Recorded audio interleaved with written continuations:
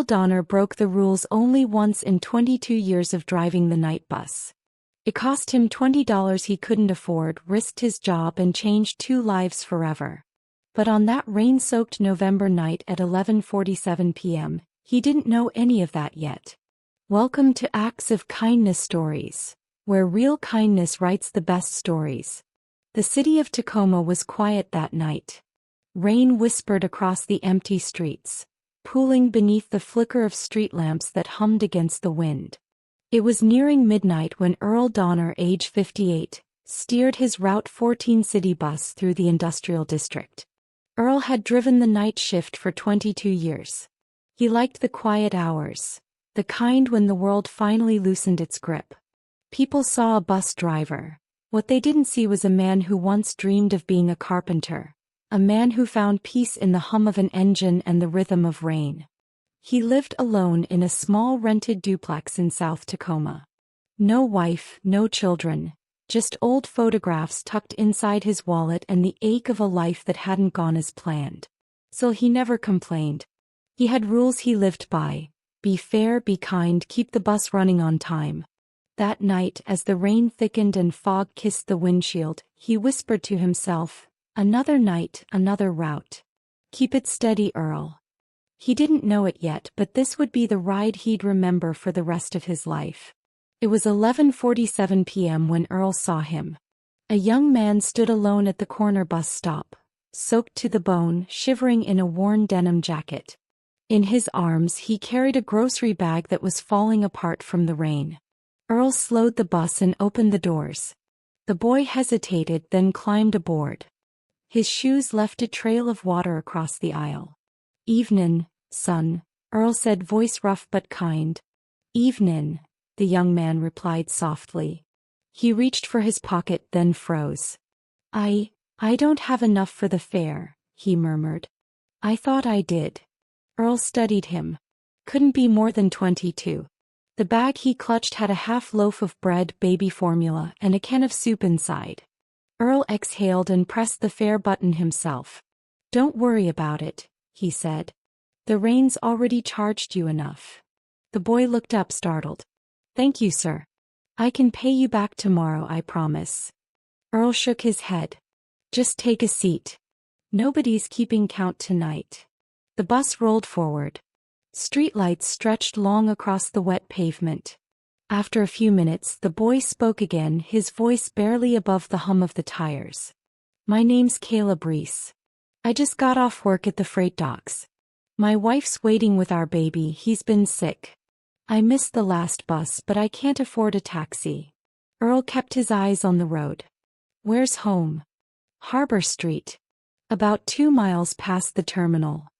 Earl nodded. That was out of route. Against regulation. But the kid's eyes, they held that weary kind of honesty you don't fake. "Sit tight," Earl said quietly. "We'll get you there." Earl drove past the final stop without announcing it. The overhead light flickered as the rain picked up, heavier now, drumming against the roof like fingertips of mercy. Caleb glanced up. "Sir, the last stop's behind us." Earl smiled faintly. "You said Harbor Street, didn't you? I know a shortcut." No more words were exchanged. The silence between them wasn't empty. It was human. When they reached the old brick building Caleb pointed out, Earl pulled over. The lights in the windows were dim. "That's us," Caleb said, standing up. "Thank you." He started toward the doors, but Earl stopped him. "Hold on." He reached into his wallet and slipped out a $20 bill, folding it twice before handing it over. "Buy your little one something warm in the morning," Earl said. "Eggs, milk. Something better than soup." Caleb froze. "Sir, I can't." "You can," Earl interrupted. "And one day you'll do the same for somebody else." Caleb's eyes shone in the dim light. He nodded slowly, voice breaking. "I will." Earl watched as the young man ran across the street and disappeared through the old door. A window light flicked on upstairs, and for a moment, Earl saw a woman's shadow lifting a small child. He sat there longer than he should have, engine idling, the rain softening its rhythm. When he finally drove away, his heart felt lighter, as though he'd remembered something he didn't know he'd forgotten. 6 months passed. Spring came with early sun and the scent of wet pavement. The city had thawed, so had something in Earl. He was still driving nights, still collecting small moments, the nod of tired nurses, the laughter of janitors heading home at dawn. One morning, a flyer on the depot bulletin board caught his eye. Grand opening, the Second Stop Cafe. Free coffee for all bus drivers this week. The name made him smile. After his shift, curiosity led him downtown.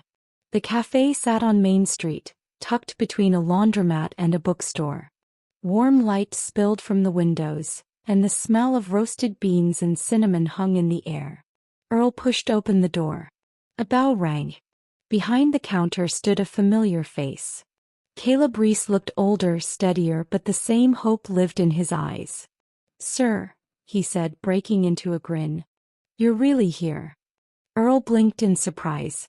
"Well, I'll be. You remember me?" "I remember everything," Caleb said. "You gave me a ride home that night. You even went off route, and gave me $20 you probably couldn't spare." Earl chuckled softly. "Don't tell the company." Caleb motioned to the sign above the espresso machine. It read, "The Second Stop Cafe, because everyone deserves another chance to get home." He poured a cup and slid it across the counter. "This place exists because of you," he said. "We used that 20 as our first deposit. Then I took on extra shifts, my wife baked on weekends, and we saved enough to open this. We serve night shift workers for free. Nurses, janitors, drivers. Anyone who's keeping the city running while the world sleeps." Earl stared down at the steaming cup, then back up at Caleb. "I just gave a man a ride home." Caleb shook his head. "No, sir. You gave me something to believe in." For a moment the room went quiet. Two men standing in the morning light, generations apart, bound by a single act that asked for nothing in return. Earl finally said, "I'm proud of you." Caleb smiled. "You should be. You taught me what good looks like." Earl sipped his coffee, the warmth filling more than just his hands. The cafe buzzed around them. The soft chatter of customers, the sound of the milk steamer, the promise of a better day already underway. When he set the cup down, he said, "You keep this going, son. The city needs more second stops." Caleb nodded. "So does the world." Earl tipped his cap, turned toward the door, and stepped back into the morning light. As he crossed to his bus, he thought of all the passengers who had come and gone through the years. Faces blurred by time but hearts forever linked in ways none of them could see. He smiled to himself and whispered, "Maybe that's all life really asks of us, to see the tired, to feed the hungry, and to get someone home safely." He climbed aboard, started the engine, and pulled into traffic. The city moved again. Slow, ordinary, beautiful. That night, long after the route had ended, Earl parked the bus, turned off the lights, and sat for a moment in the dark. Outside, the street was quiet. Inside, his heart was full. He didn't need applause or headlines. The only reward that mattered was knowing that somewhere kindness was still alive. And maybe, just maybe, catching the next ride. Kindness never dies. If this story warmed something in you, do me a favor. Hit the like button so more hearts can find it. And if you believe the world still needs people who pause in the rain, bend the rules for compassion, and choose mercy when nobody's watching, subscribe and join this growing family right here. Now I want to hear from you in the comments. Have you ever given your last $20 or any last dollar on you? Or has someone ever given you help you'll never forget? Drop your story below. And if you made it to the end, type, "Second stops still exist."